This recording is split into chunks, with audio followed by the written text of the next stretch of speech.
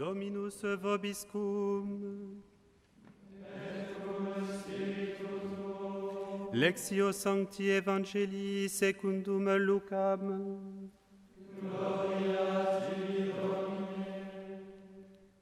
Alors que Jésus approchait de Jéricho, un aveugle mendiait assis au bord de la route.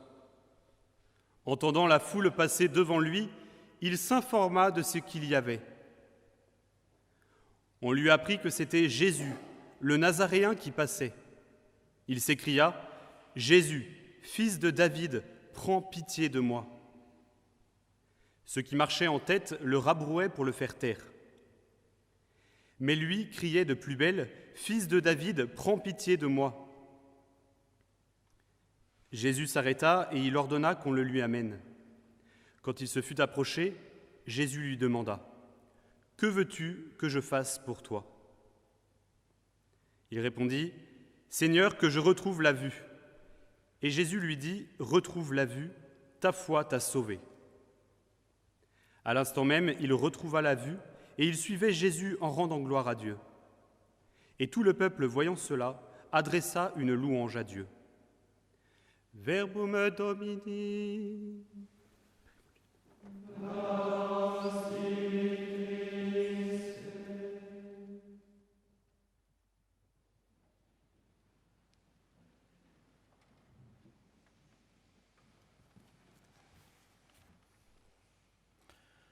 Comme toujours dans l'Écriture, il est question de nous relever, de nous redresser, de nous consoler. Aujourd'hui, entre la première lecture et l'Évangile, c'est bien un appel à la conversion dont il est question et la manière de se convertir. Vous vous souvenez que dans l'Évangile de Luc, cet évangile de la guérison de cet aveugle se fait entre deux rencontres, entre deux riches. Un riche qui ne va pas se convertir et puis l'autre riche qui s'appelle Zachée, qui lui aussi, au départ, ne voit pas Jésus, mais parce que la foule fait un obstacle, et qui finalement va vivre cette rencontre extraordinaire avec le Christ. Et entre donc ces deux riches, il y a ce pauvre, cet aveugle, assis. Assis, c'est comme nous, lorsque dans notre vie, nous sommes installés dans sa stalle. Ça ne bouge pas, ça ne bouge plus. On s'est sécurisé, on s'est installé, parce qu'on a peur. Parce qu'on a peur de l'avenir, parce qu'on a peur de prendre des risques, parce qu'on a déjà essayé et que ça n'a pas marché. Alors on s'est assis. On est assis au bord du chemin. D'ailleurs, c'est bien pour ça que dans l'Écriture, il est question, et le livre de l'Apocalypse dit « Reviens à ton premier amour. » Regardons l'état d'esprit dans lequel nous étions en rentrant au séminaire, quand nous avons été ordonnés. La vitalité, l'énergie, le dynamisme intérieur, cette espèce de vie en nous. Puis il y a des domaines de notre vie où le premier amour s'en est allé, où nous nous sommes installés. Puis d'autres, au contraire, ont continué à avancer. Alors là, vous voyez bien, Jésus va à Jérusalem. D'ailleurs, c'est sa dernière route vers Jérusalem avant de vivre sa passion. Et puis, il y a entre Jésus et cet aveugle, entre Jésus et nous, assis, pour une part, aveugle. Ça veut dire quoi? Vous le savez, spirituellement, nous savons que, malheureusement, ce qui nous aveugle le plus, c'est notre orgueil. C'est-à-dire cette manière d'être déformé. C'est ce regard déformé sur nous-mêmes. Nous ne voyons plus les choses telles que Dieu les voit, et nous pensons qu'avec notre intelligence, lorsqu'elle est déformée, nous sommes repliés sur nous-mêmes. Ce que je vous disais l'autre jour, c'est le propre de celui qui n'est plus fils du Père. Or, Jésus est bien venu nous restaurer dans notre filiation, donc de voir de nouveau avec cette fraîcheur de l'enfant. Et puis il y a entre Jésus donc et nous la foule. Entre Jésus et moi, il y a le séminaire, les séminaristes, les prêtres, le monde. Beaucoup de choses qui font autant obstacle. C'est là aussi le propre de cette foule aujourd'hui, autant obstacle que relais. Parce que c'est aussi grâce à la foule que celui qui est assis, l'aveugle, va entendre parler de Jésus. Mais c'est aussi cette foule, d'une certaine manière, qui est là, en tout cas dans cet évangile, qui est un obstacle entre Jésus et l'aveugle.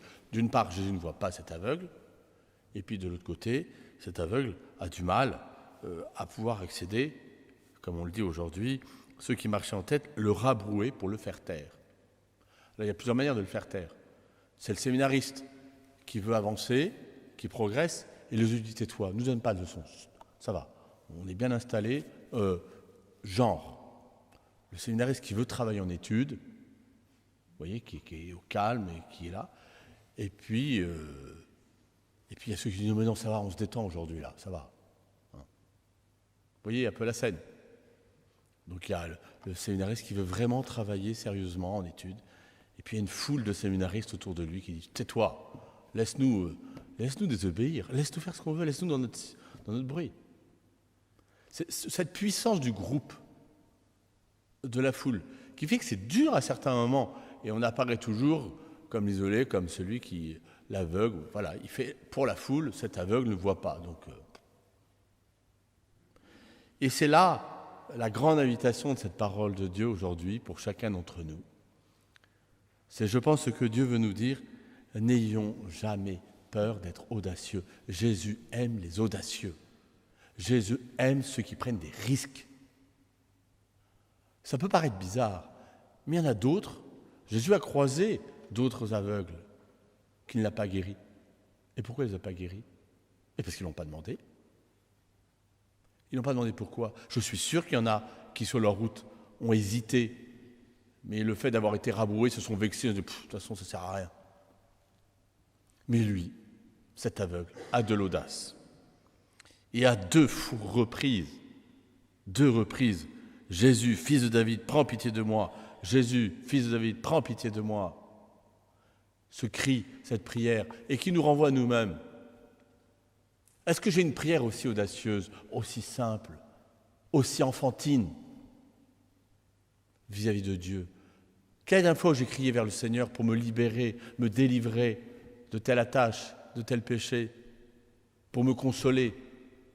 Seigneur, je t'en prie, viens me consoler en ce moment. Je t'en prie, Jésus, viens me délivrer de cette chose. Moi, j'ai déjà demandé, pas 2 fois, mais 10 fois. Donc là, j'ai abandonné. J'arrête. Combien de fois j'entends ça de la part de tel ou tel séminariste? Moi, j'ai demandé au Seigneur qu'il me dise les choses. Il ne me les a pas dit, j'arrête. D'abord, le Seigneur qui sonde les reins et les cœurs se dit peut-être qu'en fait, votre demande n'était pas vraie. La vérité aussi de notre demande, elle se mesure à notre persévérance. Et le Seigneur qui sonde les reins et les cœurs veut voir jusqu'à où notre demande est fondée sur la foi, c'est-à-dire sur la confiance. Parce que c'est bien dont il est question dans cet évangile. Il a confiance, l'aveugle.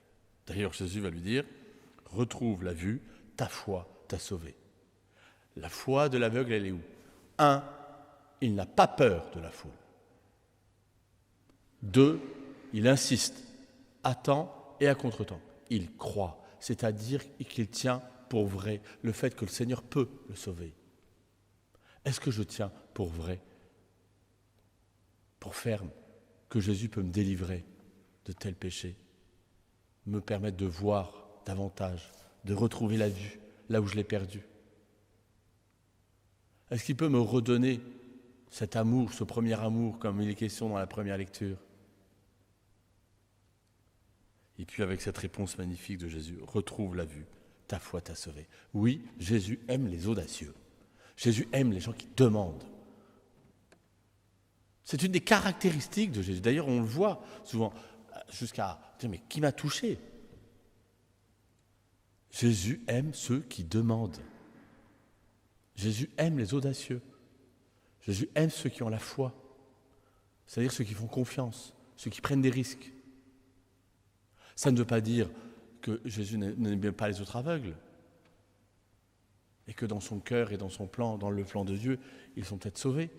Mais là, il lui redonne la vue physique. C'est-à-dire que dans notre vie, ça n'empêche pas Dieu de nous aimer, mais il y a des choses qu'il ne nous donnera peut-être pas parce qu'on ne les a pas demandées. Alors quelquefois, on dit oui, c'est pas juste pourquoi tel de mes frères ou tel a reçu telle ou telle chose. Mais je vais lui dire, tu as eu l'audace de demander? Ça vous est jamais arrivé au séminaire de réaliser que tel de vos confrères avait demandé quelque chose à un de ses formateurs qui lui avait été donné et pas à vous? Ouais, j'ai demandé un truc, moi, et puis je ne l'ai pas eu, et puis l'autre, il a été demandé, il l'a eu. Pourquoi il y en a un qui a demandé à être chantre et boum, il a été chantre finalement? Hein? C'est pas juste. Moi, j'ai demandé aussi. Ben ouais, mais peut-être que l'autre, il a demandé 2 fois, 3 fois, il a demandé à temps et à contre-temps.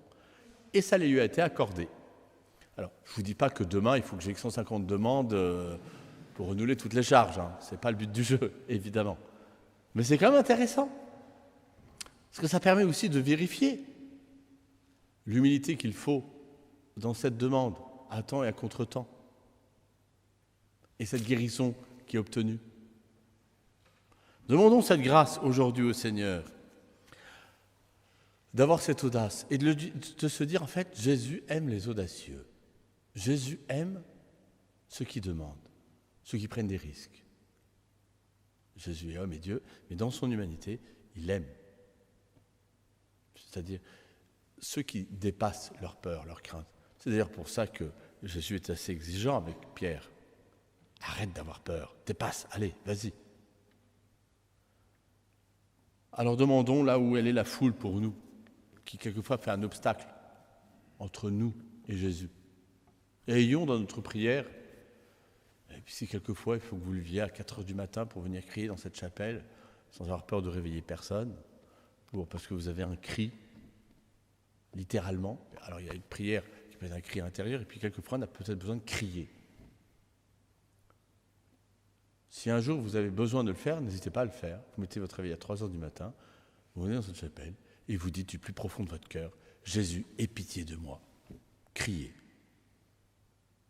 Jésus aime les gens qui crient.